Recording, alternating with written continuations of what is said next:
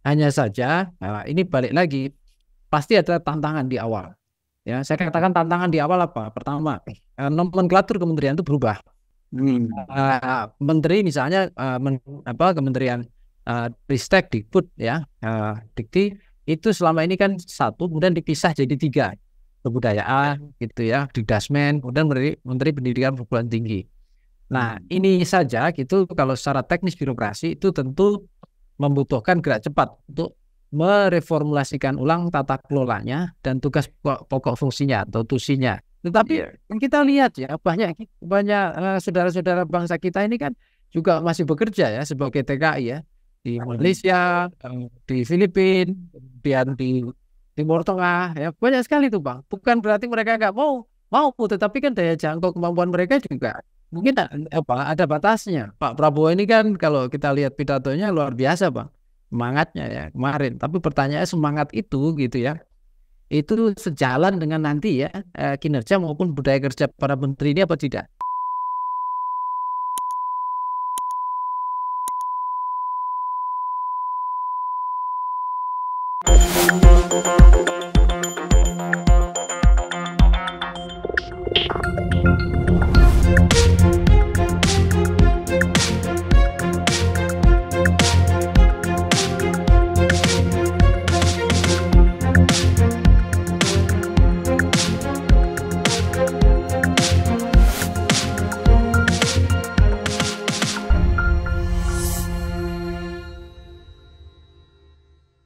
Bismillahirrahmanirrahim. Assalamualaikum warahmatullahi wabarakatuh. Waalaikumsalam warahmatullahi wabarakatuh. Salam sejahtera buat kita semua. Salam sejahtera juga selamat kepada para penonton Unpacking Indonesia. Nah, dimanapun berada. Nah, kali ini meskipun lewat Zoom karena saya berada di eh, Den Haag ya. Udara cukup dingin nih, Mas Ngarwi. Ya Bang, betul di sana. Iya, 11 derajat ini. Terpaksa kita pakai jaket. Eh, Mas Ngarwi posisi di Jakarta ya? Ya Bang, Jakarta. Ya, para penonton Unpacking Indonesia, saya bersama lagi dengan Dr. Nyarwi Ahmad, Ya Bang. ahli komunikasi politik Universitas Gadjah Mada. Ya, harus kita sebut itu tuh nggak boleh karena ngambil doktornya lama ya. Ya Bang, kalah cepat Bang. Ada yang 3 semester lebih cepat, lebih baik gitu kan. Ya, makanya saya harus nyebut ini dokter yang ngambil lama 5 tahun sampai 6 tahun. Ada juga yang cepat, sekarang kan lagi rame ya. Masih Dipersoalkan itu kok bisa UI mengeluarkan dokter secepat itu. gara-gara itu banyak meme instan Bang. Apa UI katanya universitas instan katanya. Gara-gara itu. Iya, karena mengikuti yang lain-lain, ya. Jadi nama Tapi kita nggak bahas ini kan Bang ya hari ini. oh enggak lah, ini kan intro aja, perkenalan aja, ya kan. Kita ini mau bahas begini, Mas. Oh, Ini kalau kita lihat kabinet Prabowo ini kan gemuk sekali ya. betul. Di samping menteri, wakil menteri, kemudian Menko-Menko dan banyak sekali Menko ya. Jadi kalau kita lihat Menko Polhukam dipecah dua menjadi Menko Polkam dan Menko Hukum dan HAM ya. Ya betul. Mm-mm. Ada Menko Perekonomian, ada Menko apa lagi? Menko Pangan, Menko Anggar, ya. macam-macam lah itu Menko-nya banyak sekali. Ada 7 Bang. 7 ya. Ya. Ya Mas Karwi pasti mengikuti itu. Karena saya pas nggak di sana, jadi nah, jadi nah kemudian ada badan-badan kan. Ada yang mengatakan bahwa banyaknya Menko ini adalah agar banyaknya menteri ini agar kerjanya lebih detail, lebih fokus. Ya, ditambah lagi wakil menteri ini juga ikut membantu mendetilkan persoalan-persoalan. Tetapi kan memang yang repotnya nanti akan ada tabrakan ini antara dirjen dengan wakil menteri. Ya. Selama ini kan wakil menteri itu boleh kita bilang cadangan ya. Nah, kemudian operasionalisasinya oleh dirjen kan gitu. Nah, sekarang kalau menterinya, wamennya juga aktif, nah itu bagaimana mengatur jalur kerjanya, lalu lintas kerjanya itu mungkin kita nggak tahu ya apa sudah dipersiapkan atau memang silahkan berjalan sesuai dengan minat masing-masing ya, dengan target masing-masing itu kita lihat nantilah. Karena kan kita belum bisa menilai, ini baru 1-2 hari ya. Nah, mungkin dalam perjalanan mungkin nanti apakah sudah pas atau masih ada keluhan. Nah, Mas Nyarwi melihatnya gimana ini? Yang pertama begini, tentu kabinet Prabowo yang sering yang disebut merah putih ini, Bang, itu ya termasuk ya mecah rekor ya, Bang ya. Kenapa? Karena jumlahnya sangat besar dibandingkan pemerintahan sebelumnya, baik jumlah menteri maupun wakil menteri.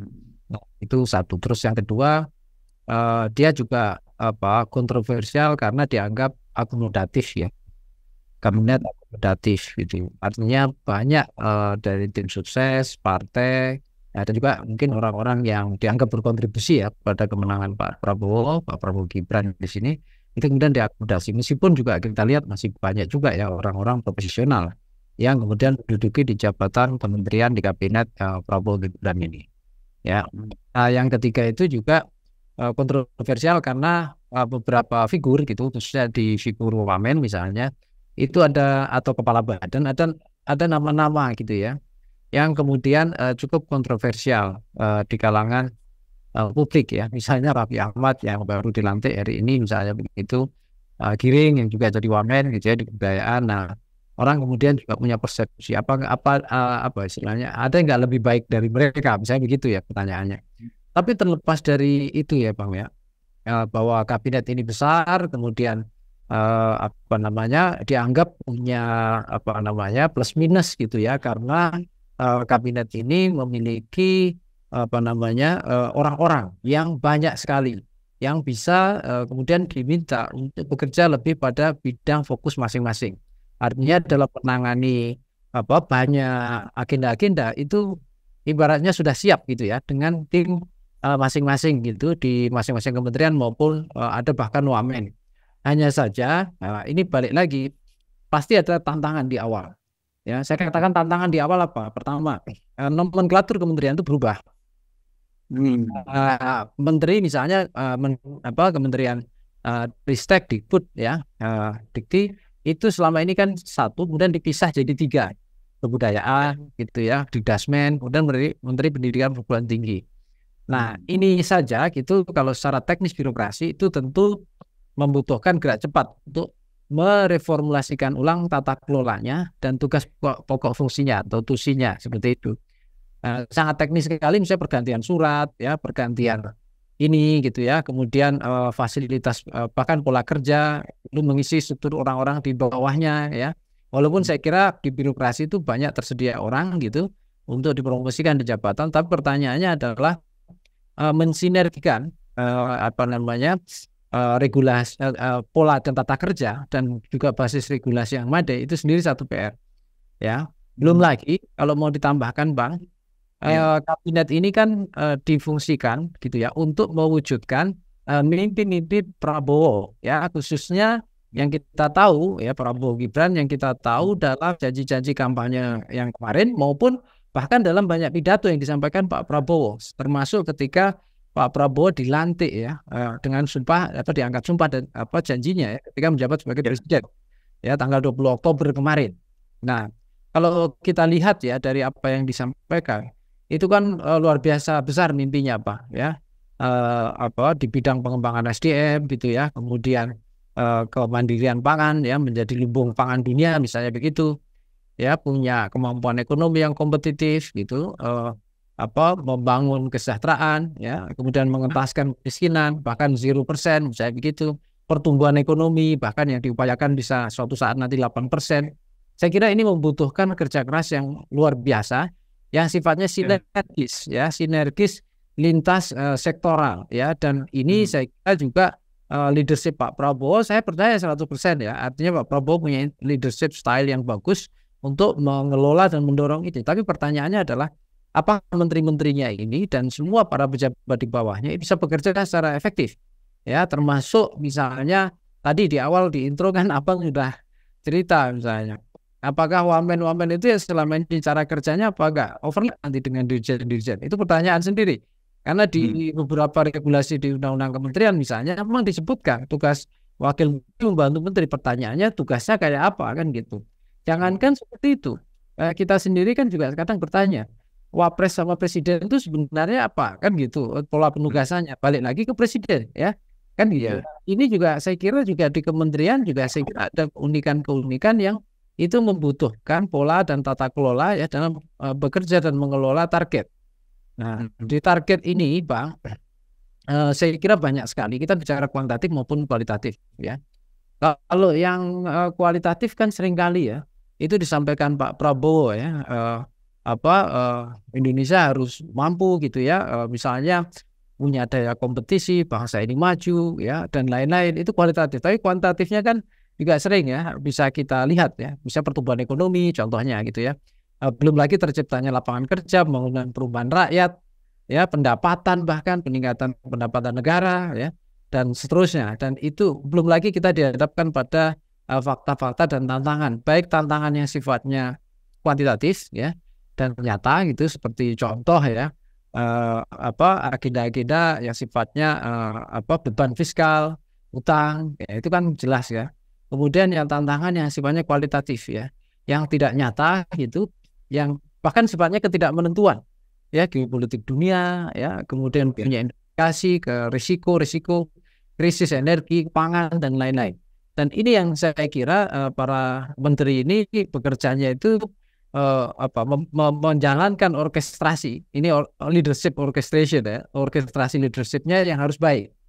Karena kalau enggak Bang, saya nggak bisa membayangkan ya, bukan hanya nanti overlap, kadang-kala bisa kemudian saling berbenturan satu sama lain potensinya, ya, bahkan kemudian juga saling berebut, ya, kuasa, ya, pengaruh, otoritas di sini maksud saya. Betul bahwa menteri itu di bawah presiden sebagai pembantu presiden, tetapi kadang-kala dalam pelaksanaan kekuasaan pemerintahan itu kan ada otoritas. Nah, otoritas itu seringkali siapa sebenarnya yang menjadi aktor atau sentral, ya, di dalam otoritas itu.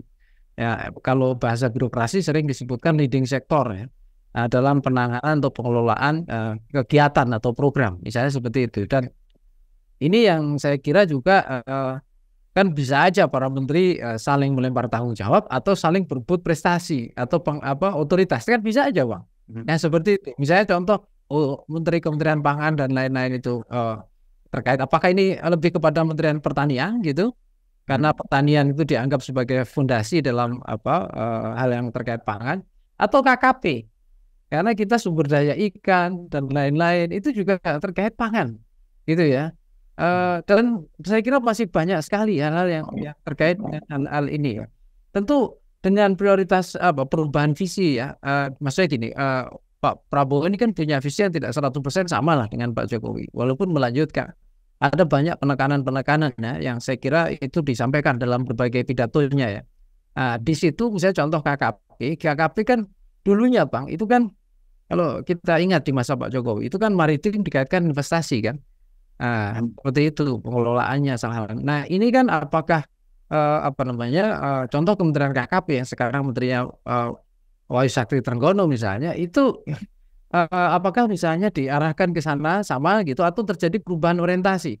Ini kalau dalam leadership kan juga value proposition gitu ya, yang mewarnai sebuah leadership, ya, itu mempengaruhi arah dan kinerja dan target bahkan program yang akan dijalankan, ya, oleh sebuah organisasi. Nah, saya lihat Pak Prabowo punya tekanan, ya, visi yang luar biasa ke arah pengembangan SDM gitu ya, termasuk upaya survivability trust dalam meningkatkan kemampuan pertumbuhan ekonomi, lapangan kerja, dan lain-lain. Dan itu yang saya kira para menteri-menteri ini itu harus paham betul Pak Prabowo ini mimpinya kemana dan bagaimana mesin birokrasi, ya, kemudian capaian kerja itu diarahkan kemana. Nah ini yang saya kira. Belum lagi Bang, tentu ada lembaga-lembaga baru yang dibentuk dan itu untuk mensinergikan ya perannya dan tugas pokok fungsinya dan perannya ya di dalam pemerintahan Pak Prabowo Gibran ini. Ya ada misalnya kantor staf kepresidenan. Nah itu selama ini saya kira kan juga sudah punya peran. Nah tapi kemudian ada lembaga baru, kantor komunikasi kepresidenan. Nah bagaimana ini kira-kira relasi dan pola kerjanya ya? Kalau dengan presiden saya kira tidak ada masalah karena diangkat dengan perpres. Tetapi pertanyaannya kan bagaimana dengan kementerian lembaga negara, ya badan dan lain-lain. Nah ini kira-kira apa yang bisa dikerjakan untuk mendukung ya capaian-capaian kinerja atau target yang diinginkan oleh Presiden Prabowo seperti ini, Pak. Ya, tadi kan Mas menyinggung soal Mendiknas ya, dan Menristek. Kalau kita lihat kan selama ini banyak para pengamat dan ahli pendidikan menganggap bahwa sistem pendidikan yang dibangun selama 5 tahun yang belakang itu kan dianggap agak amburadul tuh, ya pada masanya Nadiem ini. Sehingga banyak sekali kritik terhadap sistem pendidikan nasional kita. Atau dikritik bukan sistemnya barangkali ya, pola kerjanya karena sistemnya nggak terbangun gitu Mas. Nah sekarang ini kan kalau kita lihat digantikan oleh Abdul Mukti ya. Ya untuk Dikdas. Sekjen PP Muhammadiyah. Nah Muhammadiyah ini kan kalau kita lihat sangat expert lah bagaimana membangun sistem pendidikan di Muhammadiyah. Bahkan saya dikasih informasi oleh PP Muhammadiyah, Pak Anwar Abbas, salah satu ketua PP Muhammadiyah, menjelaskan kepada saya bahwa mereka itu punya tanah berapa ratus hektar itu di Melbourne. Mereka sedang membangun gedung sekolah di sana. Ya, kemudian di Filipina juga sedang dibangun dan di beberapa negara lain sedang memperluas pendidikan Muhammadiyah di luar negeri. Ya, kenapa? Karena memang di dalam negeri mereka sudah settle lah, ya sudah mapan dalam membangun dunia pendidikan. Nah, apa harapan kita, Mas Nyarwi? Ya, Mas Nyarwi dengan Pak Abdul Mukti ini sebagai Mendiknas. Ya, saya kira banyak Bang yang bisa diharapkan. Lesson learned, pengalaman sesungguhnya dari Muhammadiyah dalam mengelola pendidikan. Khususnya di sini yang disebutkan ya karena terkait posisi Pak Abdul Mukti ya kan dasar menengah. Karena entrepreneurship Muhammadiyah itu Bang itu sudah teruji. Saya kebetulan punya bimbingan ya untuk S3 saya sebagai promotor. Itu ada istilah religious entrepreneurship. Ya, jadi ini bukan social entrepreneurship saja tapi entrepreneurship yang berbasis pada organisasi sosial keagamaan. Dan itu kalau kita lihat ya model dakwah Muhammadiyah itu sudah lama ya berkembang ke arah sana Pak ya dalam membangun bukan hanya rumah sakit tetapi juga sekolah gitu, dan sekolah ini dari berbagai level ya termasuk sampai perguruan tinggi. Dan kalau kita lihat pengelolaan aset-aset itu kan Muhammadiyah punya namanya badan amal usaha Muhammadiyah ya seperti BUMN ya seperti BUMN juga, dan ada pengelolaan aset-aset BUMN juga. Ya, walaupun di sana itu kalau kita lihat kan ada badan wakaf segala kan, yang itu juga sedang ditata ya. Jadi saya dapat cerita misalnya kalau orang wakaf itu kan secara tradisional biasanya untuk masjid, untuk musola atau apa gitu. Nah itu pelan-pelan istilahnya kepada wakifnya orang yang ini ya, itu disampaikan bahwa pokoknya diserahkan aja kepada kami yang akan berusaha mengelola untuk kebaikan apapun untuk umat. Dan itu kami juga akan bertanggung jawab terhadap transparansi atau apapun, kira-kira gitu. Nah, artinya apa? Di sini saya kira Muhammadiyah punya berbagai cara gitu dan pengalaman gitu dalam pengelolaan maupun pengembangan ya, pengembangan kegiatan-kegiatan pendidikan. Yang pendidikan itu jujur saja Bang, kalau kita lihat tantangannya kan salah satunya pada kemapanan ya, ketidakadanya tergantungan terhadap misalnya sumber-sumber dari orang tua atau apa. Nah itu kan kalau dia mampu membangun entrepreneurship tentu akan bisa menyediakan gitu pendidikan jauh lebih berkualitas ya, dan secara biaya itu kompetitif. Secara biaya kompetitif. Saya kira Muhammadiyah punya pengalaman dan punya brand juga ya.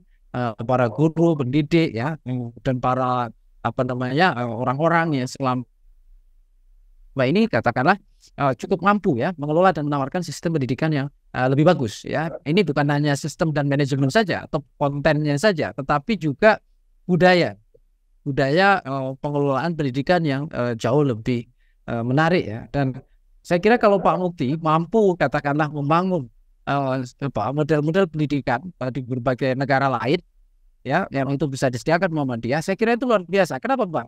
Karena harus kita lihat ya, misalnya kayak Melbourne tadi, orang Indonesia di Melbourne itu mungkin bisa ratusan ribu, Bang, mudah ya.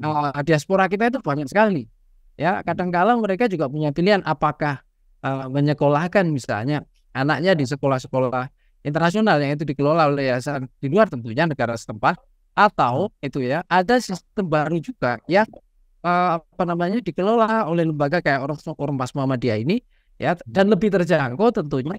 Budayanya juga tidak tercerabut dari akar budaya bangsa kita, yang itu lebih menarik.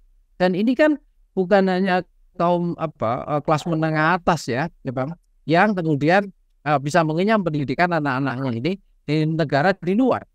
Tetapi kita lihat ya banyak saudara-saudara bangsa kita ini kan juga masih bekerja ya sebagai TKI ya, di Malaysia, di Filipina, kemudian di Timur Tengah ya, banyak sekali tuh Bang. Bukan berarti mereka nggak mau, tetapi kan daya jangkau kemampuan mereka juga mungkin ada batasnya ya. Artinya kalau ada inovasi seperti ini, saya kira luar biasa Bang. Dan di era saat ini tuh inovasi seperti ini sangat memungkinkan ya, dengan berbagai upaya-upaya untuk mengembangkan model sistem pendidikan yang juga lebih bisa diterima dan lebih memungkinkan diakses ya oleh masyarakat kita. Nah, ini contoh ya. Belum lagi katakanlah bentuk-bentuk yang sifatnya gitu ya, inovasi yang sifatnya berbasis pengetahuan ya, dan teknologi dan budaya-budaya yang berbasis katakanlah termasuk misalnya kemampuan ya, kemarin kan banyak Bang, itu ada yang mengatakan, termasuk ini sebenarnya kritiknya ke mantan Menteri Nadiem ya. Ini banyak lulusan SMP kok nggak bisa baca gitu ya. Jadi ada salah tafsir sebenarnya dalam menafsirkan Merdeka Belajar. Ya, kemudian ternyata itu tidak nyambung sepenuhnya dengan model pendidikan dasar menengah ya. Dan ini kan mentransformasikan SDM pendidikan masih menjadi PR. Nah, saya kira termasuk ormas kayak Muhammadiyah ini punya ini ya Bang, punya pengalaman yang saya kira bisa menarik untuk dikembangkan dan diadaptasi ya dalam sistem pendidikan nasional kita. Ya, Mas, kalau kita bicara secara person per person, menteri ini memang ada yang oke lah. Ya, betul. Seperti Menteri Pendidikan Mendiknas misalnya ya. Atau kita lihat lagi misalnya menteri-menteri sekretaris kabinet misalnya. Seknek ya. Seknek Mas Prasetyo Hadi ya. Ya. Kemudian kita lihat lagi beberapa menteri lah. Mungkin kita tidak bisa sebut satu persatu. Itu mereka memang seperti Menteri Pertanian juga kan, Amran Sulaiman itu kan terbukti oke kan gitu. Nah, tapi kan ada menteri-menteri yang baru ya, sama sekali kadang-kadang memang bukan di bidang mereka. Karena kan keahlian mereka itu kan kita belum tahu apa sebelum menjadi menteri itu. Misalnya Menteri Kehutanan Ruli Antoni, tapi kan dia memang sudah 3 tahun kalau nggak salah menjadi wakil menteri di ATR. Itu kan masih ada hubungannya ya antara ATR dengan kehutanan kan? Kan urusan hutan ini kan urusan tanah yang paling banyak. Iya. Nah, paling enggak dia sudah bisa memahami itu situasinya, gitu ya. Nah kemudian, tetapi yang ingin saya minta tanggapan Mas kan begini, secara keseluruhan kita melihat anggota kabinet ini seperti apa, gitu loh. Artinya, apakah kita cukup bisa optimis bahwa kabinet yang pertama ini ya, itu memang bisa mengerjakan apa yang ditugaskan, dan selain itu apakah memang mampu, terutama di sini kan kita melihat dalam pembangunan ekonomi, ya karena ingin mencapai 8% misalnya. Lalu kalau di bidang hukum menurut saya oke lah ya, ada Pak Yusril, ada siapa menteri kita ini sekarang, Ya ada Natalius Pigai kalau yang di HAM. Kalau hukum ya Supratman di atas. Supratman ya, itu mungkin orangnya sudah punya cukup makan asam garam itu. Supratman itu kan lama di balik di DPR itu ya, Ya. sebagai ketua. Nah, tapi kan banyak yang lain-lain itu kita nggak tahu background mereka, kemudian kemampuan mereka itu seperti apa. Sehingga orang melihat mungkin setahun ini agak sulit. Karena harus belajar dulu kan, harus menyesuaikan diri dulu dengan bidang pekerjaan yang ada di dalam kementerian yang bersangkutan. Nah, Mas sendiri gimana? Apakah cukup optimis melihat ini? Ya, ini Bang, saya sendiri kalau ditanya ya cukup optimis dalam artian khusus untuk menteri-menteri yang dia sudah punya pengalaman. Artinya kemarin di masa Presiden Jokowi, artinya kan itu banyak juga yang diambil Pak Prabowo ya. Terus yang kedua, yang pernah di parlemen yang kemudian menjadi mitra. Ya, saya contohkan tadi itu Pak Supratman di atas itu kan menteri yang di masa Pak Jokowi terakhir ya diganti. Tadi Abang ceritakan dia punya pengalaman ya di DPR, di Balik, di Komisi 2 ya kalau nggak salah di situ.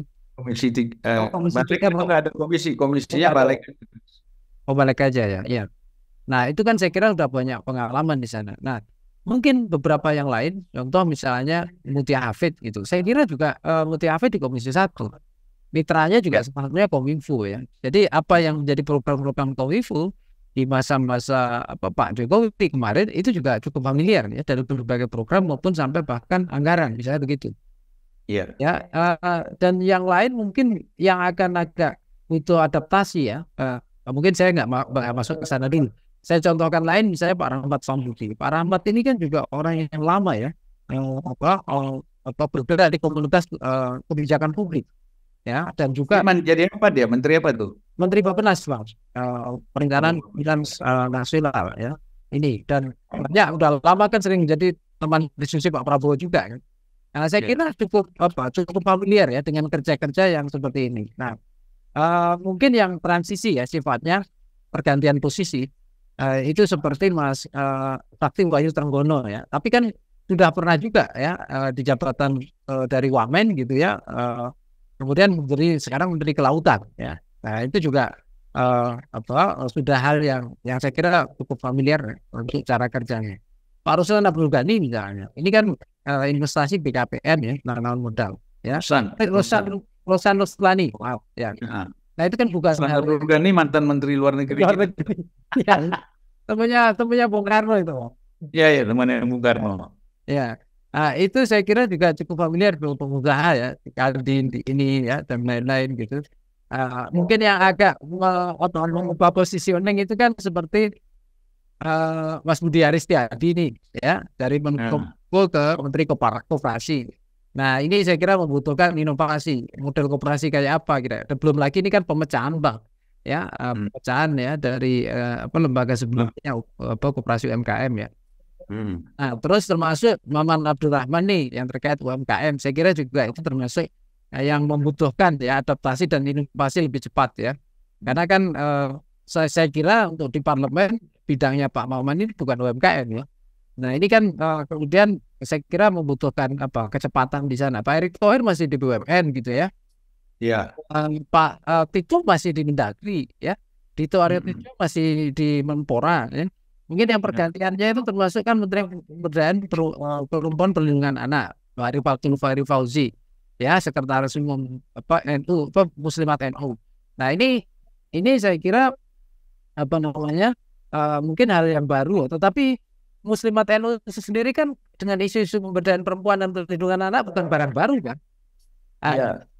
Sudah lama menjadi concern dari Muslimat NU mendiskusikan persoalan-persoalan ini. Jadi saya kira untuk adaptasinya juga tidak terlalu rumit lah ya. Nah, itu contoh lah. Nah, kemudian kalau kita lihat lagi misalnya wakil-wakil menteri ya. Saya kira yang mungkin banyak sekali perlu adaptasi dalam bekerja itu malah saya lihat di sini wakil menteri kan. Wakil menteri. Ada beberapa yang sudah familiar mungkin ya. Contoh Mugianto ya, Wamenham. Itu dulu kan di KSP, kan KSP posisinya cukup strategis untuk lintas kementerian ya, mendiskusikan isu-isu strategis. Terus kemudian Edi Yarits itu Wamenkumham, Wamen hukum sekarang. Dulu pernah jadi Wamenkumham ya. Itu saya kira juga sudah familiar dengan isu-isu yang kemudian Pak Doni Hermawan Taufano, wakil menteri pertahanan. Dulu kan kalau nggak salah di Sekjen juga ya. Pak Doni. Nah, ada banyak saya kira nama-nama yang sudah ada yang sebelumnya di kabinet sebelumnya di posisi yang berbeda-beda, termasuk di badan-badan dan lembaga negara. Ya, hanya saja mungkin ada beberapa yang boleh dibilang posisinya baru ya, tapi saya kira cukup familiar. Saya contohkan Bang, wakil koordinator politik dan keamanan. Ini kan Pak Ludwig Frederick Paulus ya dari Golkar. Ya, Pak Paulus ini kan, Pak Ludwig ini kan juga pernah jadi sekjen Golkar, ya sangat familiar karena lama berkarir. Mandan Kopassus ya. Kopassus ya Bang, di Kopassus dia mandan komandan jenderal gitu ya. Nah, saya kira hal seperti ini juga tidak terlalu rumit ya untuk beradaptasi. Nah, PR besarnya itu sebenarnya bukan adaptasi, tetapi satu tata kelola, membuat tata kelola kementerian yang besar ini, yang jumbo, ini kementerian jumbo Bang. Itu harus efektif dalam bekerja. Itu satu. Terus yang kedua, ya SDM yang mengawal di posisi birokrasi dan strukturalnya, ya itu mampu gitu. Kita kira mencapai capaian yang ditargetkan, ya oleh kabinet merah putih ini. Bahkan secara holistik itu visi atau spirit Pak Prabowo itu mampu diterjemahkan di program-program mereka, ya. Nah, misalnya Kementerian Koperasi, Kementerian UMKM, ya. Saat ini gitu Pak Prabowo di pidato awal kemarin ketika dilantik itu kan concern dengan pekerjaan, usaha lapangan kerja, usaha dan lain-lain. Nah, ini kan bagaimana ya bisa mewujudkan itu ya dengan kementerian, program-program di kementerian yang ada ini. Itu contoh Pak, misalnya begitu. Nah, ketenaga kerjaan juga demikian ya. Ini ada Emmanuel Ebenezer Wamennya ya. Ya. Kalau menterinya kan menterinya ini terus siapa dengan misalnya sebentar Bang, pekerjaan umum Yasserli ketenaga kerjaan. Nah, Pak Yasserli saya kira termasuk orang baru kalau ini ya di ketenaga kerjaan. Mungkin Wamen yang harus bekerja keras termasuk membantu menterinya ya. Tapi kalau perindustrian Pak Gumiwang ya, kemudian perdagangan Pak Budi Santoso pernah jadi sekjen kalau nggak salah di sana ya. Nah, itu saya kira bukan hal yang rumit ya, termasuk Kementerian Pan RB. Itu kan ibu siapa itu? Itu kan dulu sekjennya ya. Sekjen di Pan RB ya. Seperti itu. Nah, ini contoh-contoh ya yang saya kira yang terpenting itu menurut saya Pak. Itu bagaimana mereka bukan sekedar kemampuan mengelola kementerian ini efektif, tata kelola dengan menata ulang ya, regulasinya, sistem kerjanya, tetapi mewujudkan visi spirit Pak Prabowo ini bisa direalisasikan dalam program-programnya sehingga inovasinya itu muncul Pak. Kalau dalam literatur itu ada istilah political entrepreneurship Pak. Jadi entrepreneurship di dalam bidang politik, bukan pebisnis atau entrepreneur yang berpolitik tidak, tapi entrepreneurship dalam bidang politik. Nah, dalam bidang politik itu kaitannya dengan public resources, kaitannya dengan negara bangsa. Nah, apa saja itu kaitannya? Misalnya terkait kebijakan, policy partnership. Jadi apa yang menjadi kendala, apa yang menjadi tidak efektif, apa yang menjadi masalah. Nah, itu harus ditemukan solusinya. Pidato Pak Prabowo itu saya lihat menekankan itu. Nah, pertanyaannya Bang, kinerja menteri itu secepat dengan pidato dan retorika Pak Prabowo, setajam itu enggak gitu loh. Kan Pak Prabowo ini kan kalau kita lihat pidatonya luar biasa Bang, semangatnya ya kemarin. Tapi pertanyaannya semangat itu gitu ya, itu sejalan dengan nanti ya kinerja maupun budaya kerja para menteri ini apa tidak? Gitu ya. Ini PR serius Bang. Dan kemudian sebenarnya ada 3 isu Mas ya. Ya. Ada 3 isu yang ini memang dalam pembentukan kabinet ini cukup menarik dan mengganggu kan gitu. Satu, kabinet ini banyak masih didominasi oleh cawe-cawenya Pak Jokowi. Ya. Ya.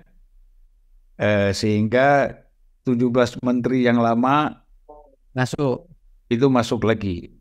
Menurut orang ini orang-orangnya Jokowi yang dimasukkan oleh Pak Jokowi ini dianggap cawe-cawe. Ya, kemudian kedua ada juga dalam kabinet ini kabinet balas jasa. Ya. Tadi Mas sudah sebutkan jasanya A, B, C, D kan gitu. Kabinet balas jasa. Nah, kemudian semangat Pak Prabowo itu kan bagaimana membangun kabinet yang tidak korup, ya kan, bebas dari korupsi. Nah, ini bagaimana kita melihat ini, Mas? Ya, kalau saya ini gampang diucapkan tapi susah dijalankan ya Bang ya. Ini sering disampaikan terutama kalau di kelas-kelas leadership dan manajemen ya, itu atau change management dan kemudian perubahan budaya dan mentalitas dalam pola kerja. Itu sebenarnya ditekankan. Tapi Mas jawab dulu, cawe-cawe Pak Jokowi ini gimana? Ada apa enggak nih? Begini Bang, kalau dikatakan ada, secara normatif saya kira tidak ada. Kenapa? Karena yang punya otoritas itu Prabowo sebagai pilih. Ya, artinya sehebat apapun Pak Jokowi tidak bisa kemudian mengintervensi Prabowo sebagai presiden terpilih yang punya otoritas. Ya kan? Apa basis legal Pak Jokowi untuk cawe-cawe? Kan nggak ada Bang. Kalau memberikan masukan itu mungkin, tetapi balik lagi yang memutuskan tetap Prabowo sebagai presiden terpilih, sekarang jadi presiden Prabowo kan itu. Nah, cawe-cawe dari aspek yang lain itu saya kira istilah cawe-cawe ini kan apa ya? Istilah yang sering digunakan dengan istilah negatif ya. Padahal cawe-cawe juga bisa positif gitu. Contoh sederhana saja. Bayangkan kalau Pak Prabowo gitu ya, kemudian butuh seorang menteri ekonomi ya yang qualified, yang pas, paham betul dan siap kerja ya. Kemudian katakanlah sebaliknya ya. Misalnya Bu Sri Mulyani itu walaupun Bu Sri Mulyani kan ya itu punya pendirian sendiri, konon katanya di-endorse tidak hanya Pak Jokowi tapi Pak SBY misalnya begitu yang ngasih masukan. Nah, itu kan saya kira juga keputusan ada di Bu Sri Mulyani satu, yang kedua di Pak Prabowo, tidak di Pak Jokowi atau bahkan Pak SBY yang konon ikut menyarankan kan gitu. Jadi cawe-cawe itu pada batasnya, Pak. Kalau misalnya ini kan hanya memberikan saran saja gitu loh. Kecuali cawe-cawe bisa gini juga Mas, bisa gini juga. Bisa saja Pak Prabowo dalam informasi ini diyakinkan bahwa ini kalau bukan Sri Mulyani jadi menterinya ini bahaya. Misalnya kita akan jatuh tempo utang 500 triliun. Siapa ini yang bisa mengatasi ini? Dibutuhkan menteri yang senior misalnya kan gitu. Nah, ada mungkin misalnya hal-hal lain, ya kan? Karena Sri Mulyani ini kan bagaimanapun orang World Bank, kan gitu. Ya kan? Nah, otomatis Pak Prabowo dengan informasi-informasi itu berpikir, gitu kan? Jadi tanpa disadari bisa aja dia terintervensi dengan pikiran-pikiran gitu. Gimana? Ya, kalau cawe-cawe dalam arti persuasi itu hal yang wajar, Bang. Semua politisi akan berdialog dan berargumen dengan persuasi, Bang. Itu wajar. Kecuali yang cawe-cawe yang tidak etis dan tidak wajar itu kan kalau ada unsur ancaman. Kalau ini tidak masuk, maka ini. Kalau ini tidak ini, nah ini. Nah itu kan tidak kita saksikan gitu loh. Nah segini aja Bang, kalau saya sih objektif aja. Kita melihat cawe-cawe tidaknya Pak Jokowi itu bukan pada formasi kabinet ini, tetapi kita lihat bagaimana periode 100 hari, bahkan periode tahun pertama Pak Prabowo menjalankan kekuasaannya. Apakah Pak Prabowo itu benar-benar otonom dan berarti bisa mewujudkan ya cara kerja, pola kerja, capaian, mimpi apa istilahnya yang ada di kabinetnya ini sesuai dengan harapan dia. Atau itu ya selama itu Pak Prabowo itu masih nuruti Pak Jokowi, artinya dalam bayang-bayang Pak Jokowi. Kalau itu tidak ada berarti nggak ada, itu saja.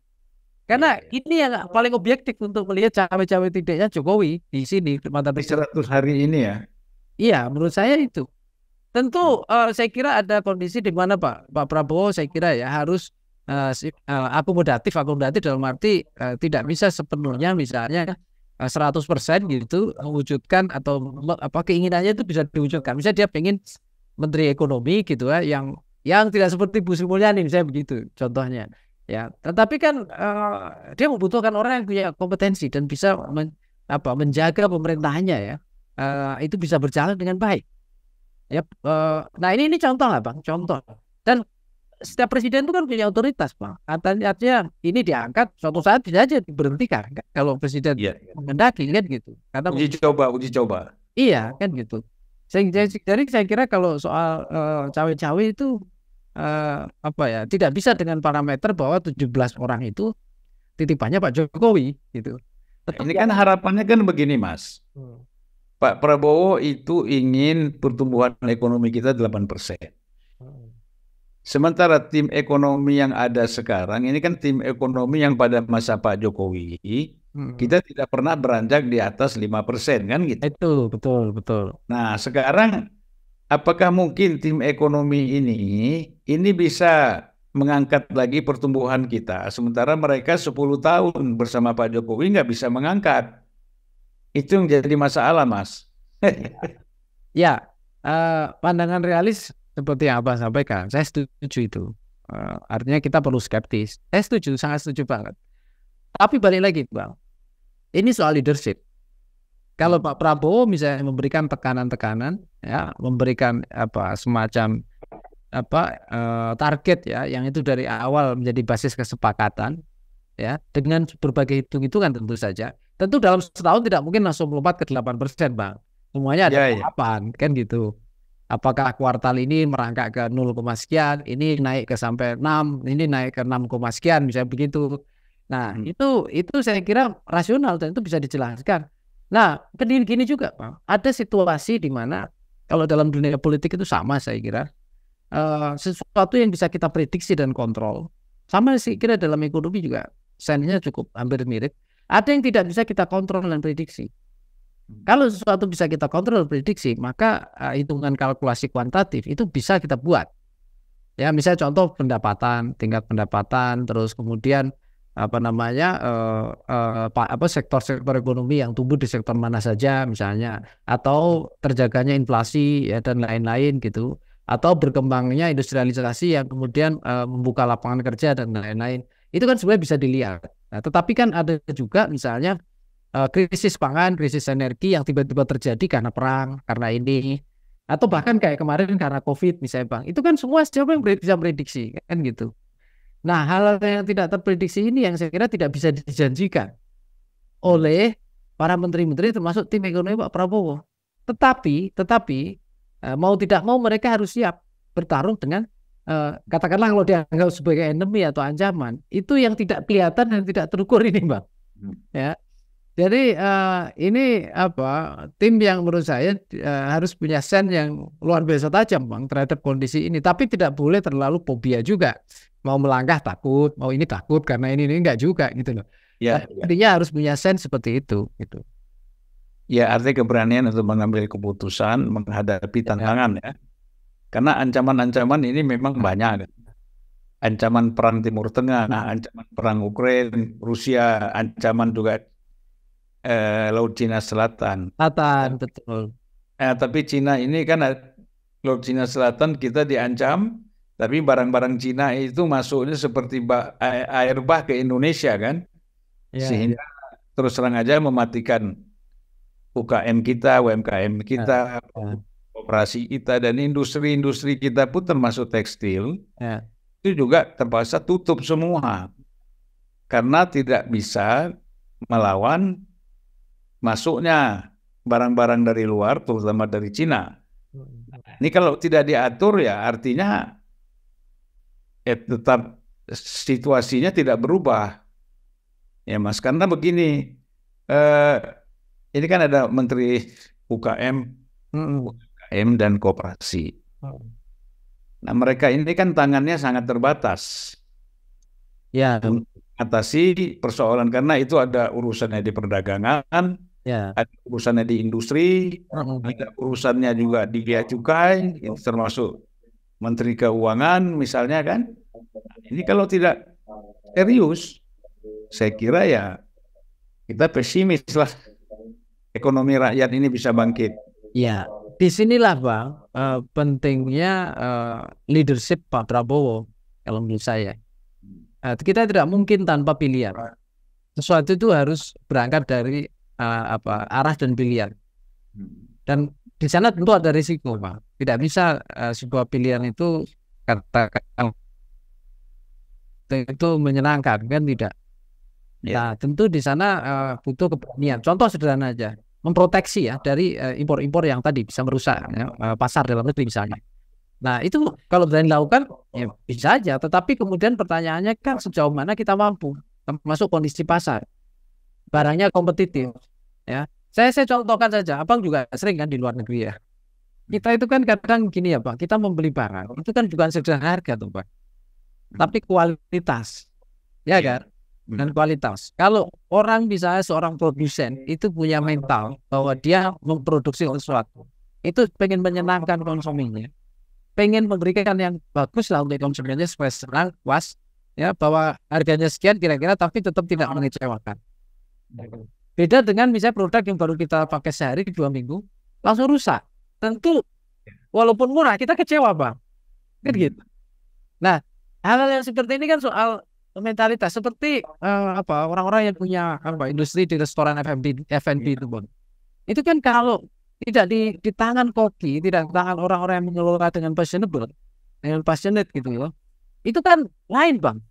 Dari rasanya, penyajiannya. Nah, yang seperti ini juga harus dibudayakan. Sehingga kalau bicara sertifikasi produk, sertifikasi ini itu bukan sekedar di atas kertas saja gitu loh, Bang. Tapi juga budaya memproduksi menghasilkan yang baik. Ya.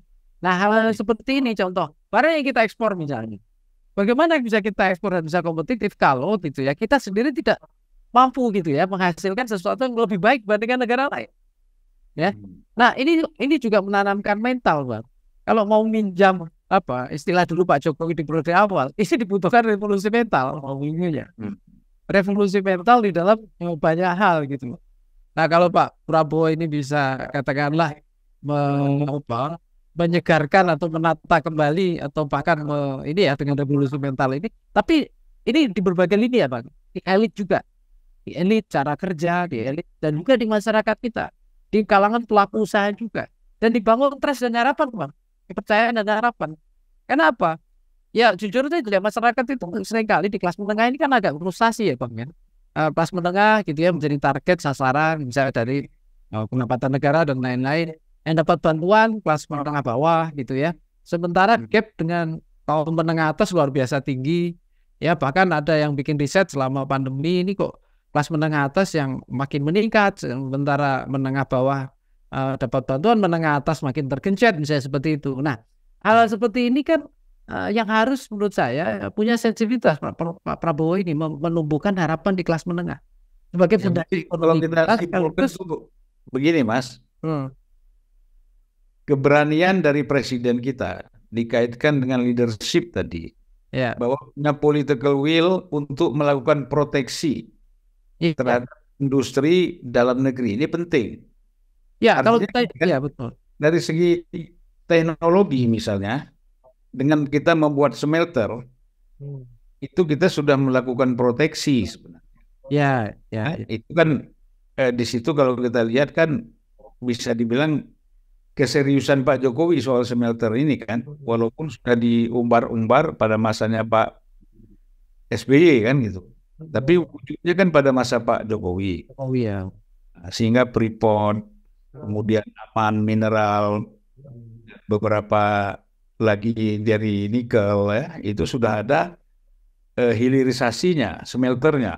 Nah itu. Nah, sekarang kan kita menuntut untuk melindungi industri-industri kecil, industri rakyat, bahkan industri menengah besar pun itu harus ada perlindungan, proteksi bahwa betul-betul serius. Kalau ada penyeludupan, pemasukan barang-barang dari apakah dari Cina atau dari Thailand, dari manapun itu yang mengganggu, itu harus segera memang dibereskan, Ya. gitu. Ya, harus dibereskan, harus ditindak secara hukum gitu loh. Karena kalau enggak ini main-main, kan pondasi ekonomi kita rakyat kan begitu kan, UMKM ini dan koperasi kan, gitu. Di samping itu juga industri menengah besar juga harus terlindungi, gitu. Misalnya industri pakaian, tekstil kita yang besar-besar harus dilindungi, gitu. Nah, sementara untuk kelas atas mungkin dengan branded ya, pakaian atau apapun yang namanya punya brand yang mahal, itu silakan aja gitu loh. Tapi ini harus diproteksi, jangan dibalik. Karena kalau sekarang kan dibalik, Mas. Ambil contoh dibalik apa? Tas mahal kena pajak mahal, baju mahal kena baju mahal, sepatu kena pajak mahal, barang-barang yang ini itu dilindungi. Ya kan, padahal kita tidak punya industri itu. Ya, betul. Nah, tetapi yang kita punya industri, ya, seperti UMKM, koperasi dan industri tekstil kita itu tidak terlindungi, malah mereka mati. Ini kalau cara berpikirnya terbalik, ini nggak boleh lagi terjadi pada masa Pak Prabowo kan, Mas? Ya, ya, betul. Nah, saya ini mungkin Mas, halo Mas, kita ini sudah hampir 1 jam tidak terasa ini. Oh iya, Bang. Ngobrol-ngobrol. Saya yang terakhir ini Mas, mau tanya sama Mas Nyarwi, sejauh mana kemampuan ya kita melihat. Kalau kita lihat keseriusan, kemungkinan Pak Prabowo memberantas korupsi ini serius. Nah, tapi sejauh mana kemampuan dia dan hambatan dia apa saja di dalam dia mencegah terjadinya korupsi ini, Mas? Ya, pencegahan itu lebih penting ya, Bang. Dan pencegahan itu berangkat dari tata kelola, ya, sistem dan budaya. Contoh misalnya dalam pengadaan barang jasa ya, dengan e-katalog dan lain-lain, itu kan sudah lumayan banyak, Bang, menutup celah sebenarnya ya. Termasuk misalnya di pelabuhan yang sistemnya terintegrasi itu ya, kemarin apa yang diluncurkan saya lupa istilahnya itu, dan itu kan menghemat ya, bahasa Pak Prabowo kebocoran ya, kebocoran, dan itu bukan hanya korupsi, Bang, tetapi juga kebocoran potensi pendapatan negara, tambang segala itu, Bang, dan lain-lain. Itu contoh lah ya, yang gede-gede gitu. Nah, pertanyaannya kan ini bukan hanya sistem teknologi tetapi juga budaya di sini terkait mentalitas sesungguhnya ya, Bang. Kalau bisa ditumbuhkan semangat bahwa contoh ya, bahwa kita itu perlu bekerja ya dengan katakanlah berbasis norma etika tanpa kemudian merugikan orang lain, termasuk merugikan negara gitu. Nah, itu kan bagian mental yang sebenarnya penting ditanamkan, Bang. Jadi tidak melakukan korupsi itu sendiri adalah sikap bela negara. Misalnya contoh begini.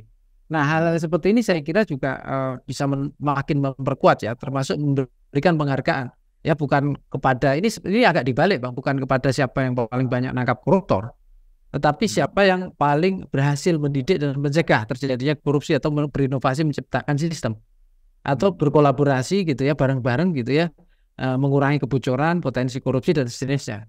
Jadi sifatnya lebih preventif seperti itu. Nah, tetapi satu lagi, Bang, ini balik lagi keputusan politik. Penguatan KPK itu menurut saya masih urgen, tetapi cara kerjanya juga harus disinergikan dengan lembaga penegakan hukum yang lain, sehingga tidak ada kesan. Ini yang bahaya kan nanti kalau diserah, Bang. Misalnya Pak Prabowo dituduh sama kayak tuduhan Pak Jokowi ya, menggunakan lembaga hukum kemudian untuk tebang pilih ya, dalam penindakan korupsi. Nah, ini juga perlu dihindari juga, Bang, yang seperti ini. Jadi pencegahan itu menurut saya jauh lebih penting, edukasi juga, persuasi edukasi lebih penting gitu. Nah, kemudian penindakan juga itu harus dilakukan dengan penguatan. Tetapi penguatan ini sekali lagi, ini kan balik lagi ke yang disampaikan pidatonya Pak Prabowo. ikan busuk datang dari kepala. Kemudian di pidato itu disampaikan elit harus memberikan keteladanan. Nah, seberapa misalnya Pak Prabowo itu apa istilahnya?